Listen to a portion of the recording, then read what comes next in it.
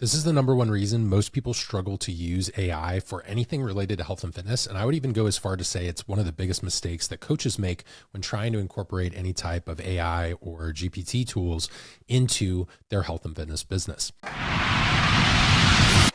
Now, imagine a scenario. If you're someone who, let's say you've got a pretty wide friend group, or you happen to have a variety of different personalities that are acquaintances and people you could potentially ask for advice in different situations. You've got one friend, you guys go way back. They understand your values. They know about your past history, maybe dating history. They understand your education, your past experiences, how you grew up, what your family was like. And most importantly, they also understand your future goals. And then maybe there's someone who's like a friend of a friend. It's someone you know, they're more of an acquaintance. It's a little more casual. They don't have a lot of context on your life. In fact, maybe they even moved here pretty recently to your neighborhood or community. But there's someone who's pretty smart. They have a high IQ. They have access to a lot of information. Imagine that they're pretty well read or have access to go find out answers to things, even if they don't necessarily know right in the split second that you're having that conversation. Well, that second friend is a lot like AI. They can scour the internet for information, but they may struggle in bridging the gap between information and application to real world scenarios and situations that a person may encounter. Now, so much of health is dependent on the past choices that we've made.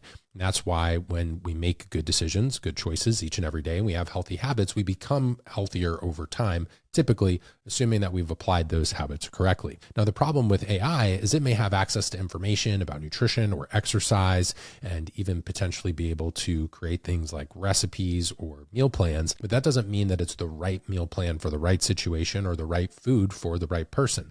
It just knows general information and maybe even specific information, but the ability for that specific information to be relevant is entirely dependent on context. And so one common mistake that I see in users who are trying to use these platforms, and especially when coaches are trying to create content or coach clients using these platforms, is they fail to understand that these tools don't have context. It's a great source of information, almost like an on-demand encyclopedia, but it doesn't mean that it understands why you're asking the question in the first place. It doesn't understand the history or reasoning behind how you arrived at the prompt and the question that you're asking. And so in order for these tools to be effective, there needs to be a little bit of a backstory there. There needs to be context. And even with that context, though, it may still struggle because it's like having a really high IQ, but not necessarily always having EQ, or emotional quotient or emotional intelligence. And so when we think about emotional intelligence, it's a huge part of coaching relationships because it impacts how we deliver information and how we tailor things for a given client situation. And this is why humans have that emotional component. We can be sensitive, we can be understanding, we can relate to people, we can share past experiences, we can share stories. And while AI could potentially research some things that may be similar stories, or could try to find analogies to potentially help explain something to someone, it's not a matter of just brute force intelligence. It's having the best advice and information for a given situation, and then being able to deliver it and communicate it effectively, but also who's going to be more receptive to receiving information, someone you have a relationship with or someone that you don't have a relationship with.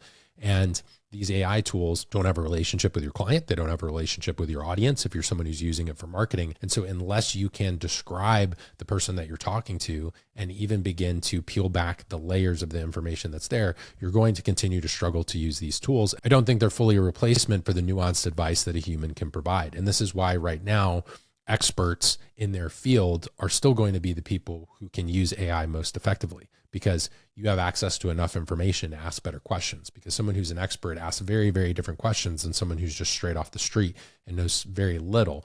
And you've even seen this at your local gym. You've seen this at the grocery store or maybe on social media. People who don't have an advanced understanding of a concept ask wildly different questions than people who are seasoned experts and have a lot of time in the trenches in a given field. This isn't just true of health and fitness. It would be true in math. It would be true in any other science. It's not limited to just physical transformation or improving performance, longevity, or physique. So when we keep this in mind, we can begin to understand how humans still have a bit of an advantage. Now, AI has an advantage in terms of speed and accessing information, but it's still going to come down to a human, as of right now, to deliver that information, have empathy, understanding, and be able to understand the track record of the person that we're dealing with. And when it comes to accountability, other than maybe some automated things that can appear in a calendar, AI doesn't have the same level of accountability as a human or a person who is going to be speaking with you and communicating with you regularly. And that's something that I think people make a pretty big mistake with, as well as assuming that automation is a replace for, having someone in your corner, having someone who's going to show up and is an actual person that you have to talk to. So automation can't replace all components of the human experience in that regard. Now, can automation make things faster? Can it enhance potential speed of delivery or research? Certainly, but that doesn't always mean that the research is going to be applied effectively to the given situation. So when it comes to AI, when it comes to any tool related to technology, we have to understand that scenario from earlier. We have different friends that we can go to for advice. And this is like even looking back at a very specific book for a very specific situation, or listening to a very specific podcast from a specific content creator who really understands your situation well because they've been in your shoes, versus maybe a tool or piece of technology where there's limited understanding of what it's like to be in your shoes, or can't really provide that nuanced advice, right? So we don't just need a super genius. We need information that can be bridged or applied to a given client or circumstance. Or let's say we're using AI for our business. There are different stages of business, right? A brand new business with hardly any clients is very different than a 7-figure business or 8-figure business or 9-figure business with a team and employees and a larger volume of clients, right? There's different decisions that need to be made, and different information has a different level of value. So something on team building and culture may not really resonate or seem super important for someone who only has, they're self-employed and it's just them and maybe a part-time person, versus someone who has a team of 5, 10, 15, 20 people. Even information on that related to building a business might fall on deaf ears for the person who's not in a situation where they feel they can benefit from that information. So you can't expect this tool to have context other than how you're asking the question, what is it that you're putting in the prompt, and then further refining the information that it's provided back to you, which you really can only do if you understand enough about the topic in the first place. And that's where this can be a little dangerous, is you have people asking questions and putting things into a prompt that haven't really achieved mastery over a given concept. So the questions that they're able to ask are somewhat limited, and that is going to limit the technology or tool in giving you the best result possible. Versus if you take someone with an expert level understanding or mastery over a topic, they can ask more specific questions, nuanced questions, follow-up questions. They can refine the data. They can also critique the tool and say what may be correct or incorrect, or where there might be bias in the response that is given by the language model that's spit back to you. So a lot of these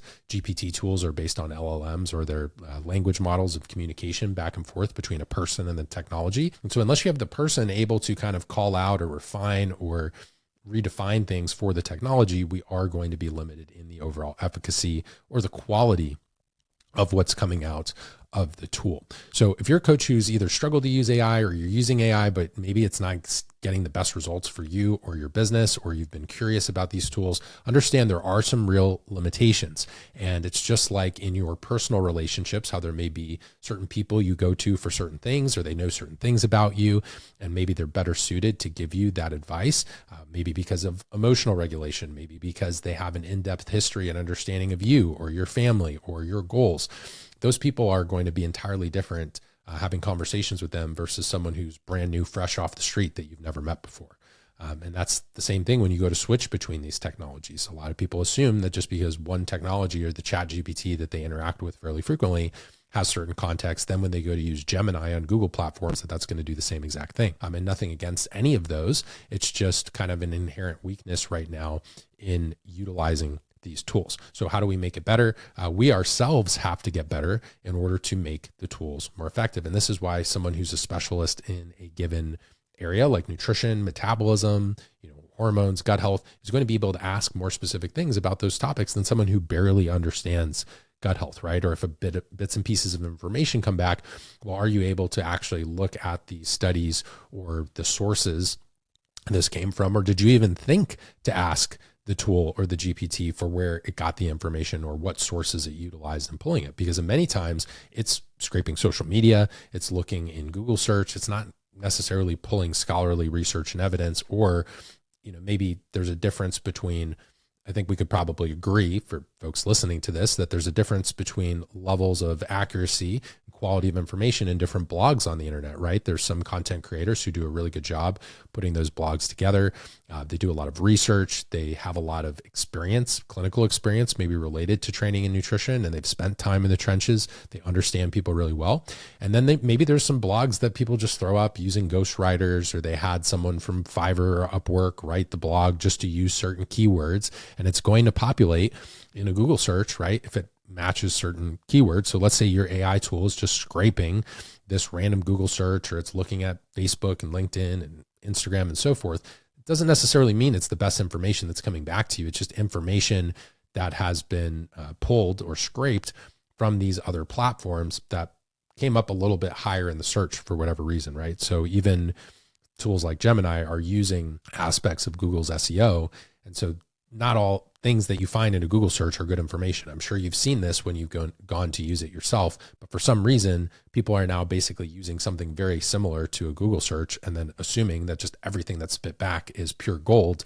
And that's not the case. You really need to be able to take a critical lens, be a little bit skeptical when it comes to some of this information. And that's going to improve your ability to use these tools, both for your business and for your clients as well. So sometimes it doesn't have the perspective. You need to give it the perspective, or be able to ask questions in a way that creates a really specific understanding of the situation that you're navigating, and go back and check the sources. Ask, where did this information come from? Or what makes you think this information is superior to XYZ case or example, or this person's opinion on this given topic?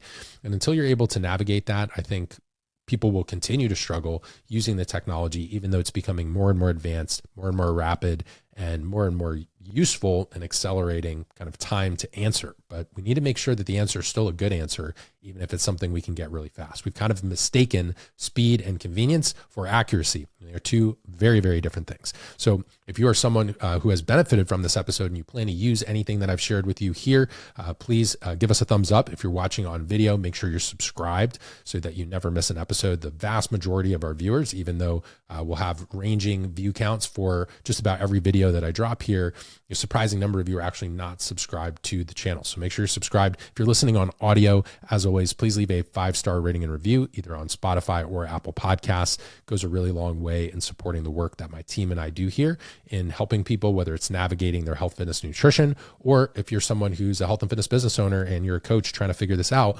A lot of these episodes are applying specifically to you, your situation, and your clients. Thanks so much for tuning in today. Again, smash that subscribe button if you're on YouTube. And if you're on audio as well, make sure you're subscribed to the audio feed, because that way you can listen when you're traveling or maybe don't have access to Wi-Fi. You can download those episodes. I appreciate you guys, and I will talk to you in the next show.